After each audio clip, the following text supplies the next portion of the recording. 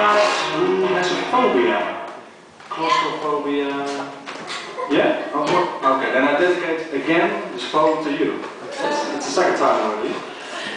We all have our fear, spiders, crowds or height, troubling us year after year. Flying can give me a terrible fright. During my first flight, all I could do was relax. Impressed by a sky so blue, the clouds so white, I felt so much better than during my first sex. It's really true.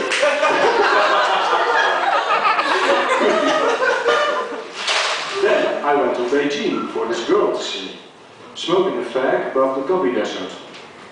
I thought high in the sky is the coolest place to be.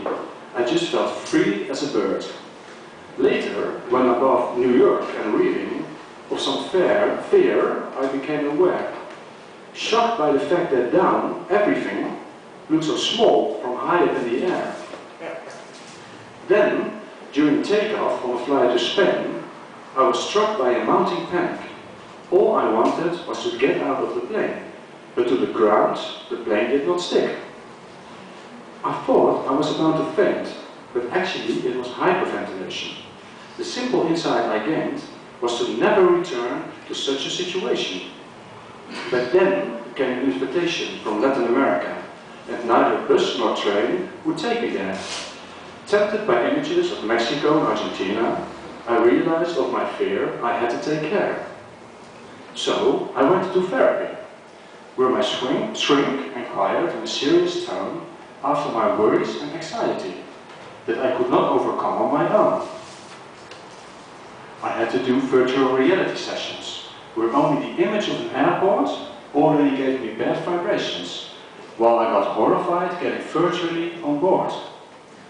To people with similar feelings of despair, I described these images that terrify, of planes making a looping in the air, or flying upside down at 40,000 feet high. My therapy mates laughed out loud when I shared this view I did embrace, that a plane without a doubt could leave the atmosphere and head into space. The shrink recommended me to always sit by the window and look outside. What's really happening, I need to see, to prevent my imagination from giving me fright. However, the most remarkable insight is that I should cry when panic is near. This makes my breathing right and reduces the anxiety level with every tear. So nowadays I can fly without a panic, although I still feel uneasy in the plane. The temperature outside, like in the Arctic, and the distance to Earth still seems insane.